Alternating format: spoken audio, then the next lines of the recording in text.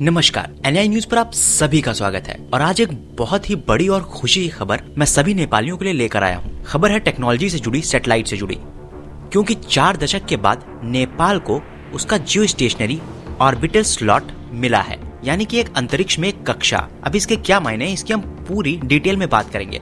तो वीडियो को शुरू होने से पहले चैनल को सब्सक्राइब कर लीजिए, वीडियो को लाइक कर लीजिए और कमेंट बॉक्स में लिखिए आई लव नेपाल। और इस वीडियो को पूरा जरूर देखिएगा, क्योंकि वीडियो भरा हुआ है नेपाल की सैटेलाइट की इंफॉर्मेशन से। तो चलिए बढ़ते हैं नेपाल के सैटेलाइट प्रोग्राम पर।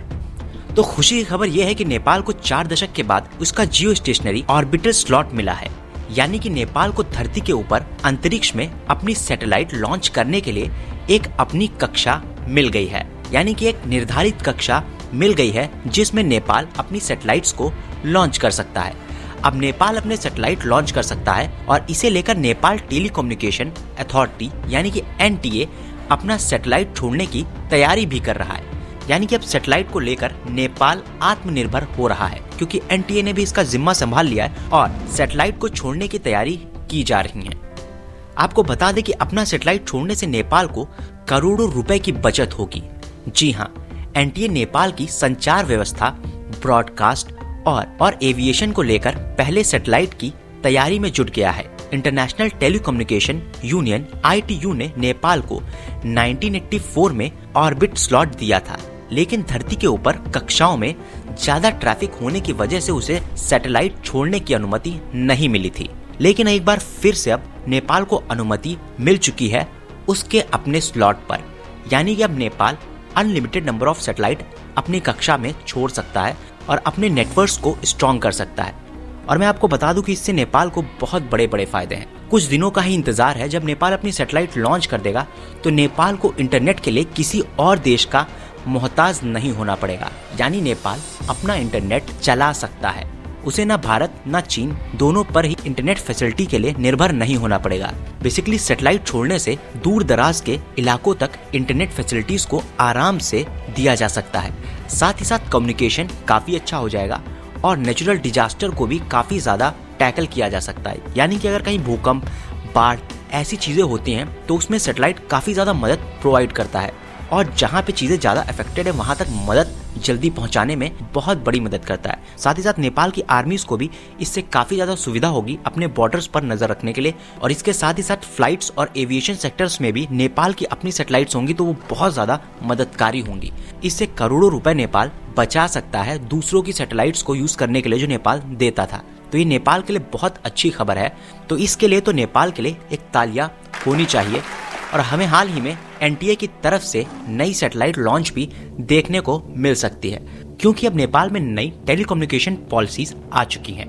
इसलिए नेपाल की सरकार ने पिछले साल सितंबर में ITU यानी कि इंटरनेशनल टेलीकम्युनिकेशन यूनियन से उसको स्लॉट देने की अनुमति मांगी थी, जो कि अब मिल चुकी है। साथ ही नेपाल ने सोचा है कि 2022 तक वो अपनी सैटेलाइट अब लॉन्च करेगा।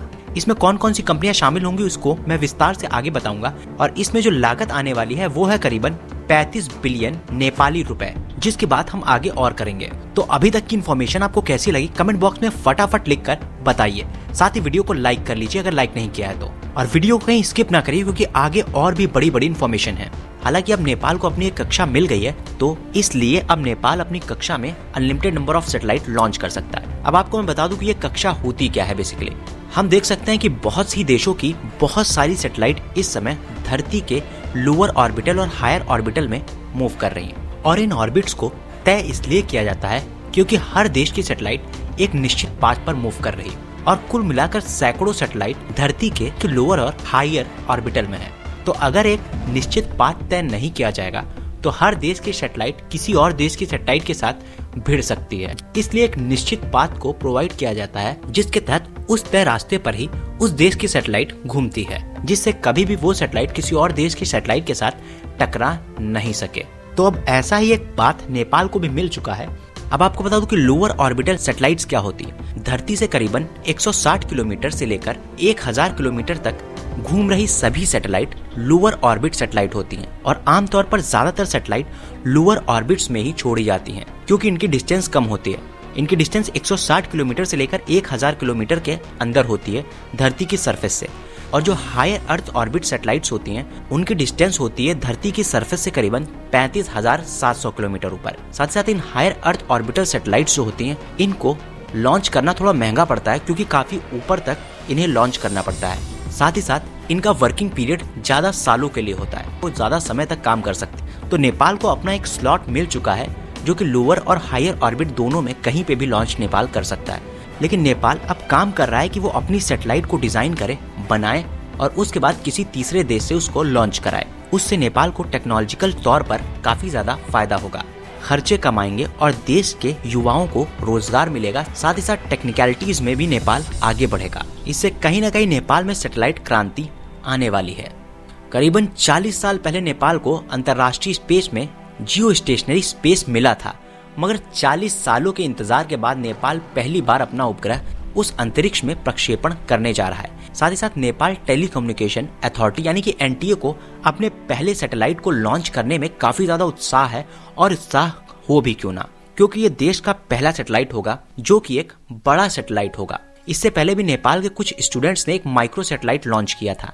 पूरी खबर आपको बता दूं कि नेपाली अखबार नेपाली टाइम से बात करते हुए एनटीए के मिल प्रसाद आर्य ने बताया कि फिलहाल हमने ऐसी कंपनी से बिडिंग मांगी है जो हमें एक जियो स्टेशनरी सैटेलाइट प्रोवाइडर की स्पेसिफिकेशन, उसकी बिजनेस विजिबिलिटी और साथ ही साथ रेगुलेटरी फ्रेमवर्क तैयार करने की सहायता दे सके। यानी कि इस ऑर्बिट से नेपाल कैसे मुनाफा कमा सकता है, साथ ही साथ कैसे सैटेलाइट लॉन्च होंगी और कैसे इन कनेक्शंस को रेगुलेट करना है। तो इन सब चीजों के लिए नेपाल ने बिडिंग प्रोसेस शुरू किया है। इस प्रोसेस में भारत, चीन, फ्रांस, इंग्लैंड, सिंगापुर, यूएई और जर्मनी की कंपनियों ने अपनी बिडिंग सरकार के पास जमा कर दी है। यानी कौन सी कंपनी कितने पैसे में सैटेलाइट्स को रेगुलेट करेगी। हालांकि माना जा रहा है कि भारत और चीन काफी लो बिड इसमें पेश करने वाले हैं, क्योंकि दोनों का पड़ोसी देश नेपाल है। आरएल के मुताबिक बिडिंग प्रोसेस के दौरान सरकार किसी कंपनी की 50% एक्सपीरियंस, 40% क्वालिफिकेशन और 10% टेक्निकल और फाइनेंशियल कंडीशन देखेगी। यानी कि सिर्फ बिडिंग ही नहीं, इन चीजों पर भी जोर दिया जाएगा। जिस कंपनी को चुना जाएगा वो एनटीए को सलाह देगी कि नेपाल एक सैटेलाइट किराए पर ले ले या फिर खुद अपना सैटेलाइट तैयार करे। ये कंपनी उपग्रह के निर्माण और प्रक्षेपण के लिए 2022 तक बोली लगाने के मानदंड तैयार करने में मदद करेगी। अब बड़ा सवाल ये भी उठता है कि नेपाल अपने सैटेलाइट में कितना नेपाली रुपए खर्च करेगा। नेपाल सरकार के मुताबिक अपने स्पेस में सैटेलाइट लॉन्च करने में सरकार को करीबन 35 बिलियन रुपए का खर्च आएगा। यह दूसरी बार है जब एनटीए ने कंपनियों को नेपाल में उपग्रह कार्यक्रमों के लिए बोली लगाने के लिए आमंत्रित किया है। इससे पहले 2016 में 12 देशों की 22 कंपनियों ने नेपाली कम्युनिकेशन अथॉरिटी के सामने आवेदन किया था, लेकिन एनटीए को बाद में पता चला कि नेपाल सरकार के पास अभी तक एक उपग्रह नीति ही नहीं है। यानी कि तब तक एक नीति नहीं थी, जिसके बाद एनटीए ने बोली रद्द कर दी थी। लेकिन इस बार सरकार ने सैटेलाइट नियम बनाने के बाद एनटीए ने बिडिंग प्रोसेस शुरू कर दी है। इससे पहले नेपाल ने अप्रैल 2019 में एक लो ऑर्बिट सैटेलाइट भी स्पेस में प्रक्षेपित की थी। नेपाल के वैज्ञानिकों द्वारा तैयार किया गया उपग्रह अमेरिका के वर्जीनिया से प्रक्षेपित किया गया था। इस सैटेलाइट का नाम था नेपाली सैट-1। इस पर हमने एक रिपोर्ट भी बनाई थी, अगर आपने वो नहीं देखी थी तो उसको भी आप देख सकते हैं। अगर मैं एक एक करके नेपाल के लिए इसके फायदे गिनाऊं तो नेपाल के पास काफी ज्यादा फायदे हैं इस सैटेलाइट प्रोग्राम को लॉन्च करने से। सबसे पहला और अच्छा फायदा होगा कि इंटरनेट और कम्युनिकेशन के मामले में नेपाल काफी ज्यादा प्रगति कर लेगा। दूसरी चीज, टीवी नेटवर्क और टीवी प्रोग्राम में भी नेपाल आत्मनिर्भर हो जाएगा और सैटेलाइट के जरिए अपनी ट्रांसमिशन कर सकता है। तीसरा बड़ा फायदा होगा नेपाल की आर्मी को, जो कि अपनी बाउंड्रीज की सुरक्षा बेहद अच्छे तरीके से सैटेलाइट से नजर रख के कर सकती हैं।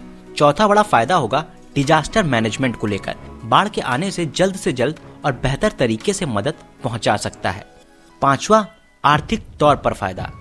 तो है ना ये बहुत बड़े बड़े फायदे जो कि इस सैटेलाइट प्रोग्राम से नेपाल को होने वाले हैं। तो जल्दी से कमेंट बॉक्स में कमेंट करके बताइए कि आपको ये खबर कैसी लगी।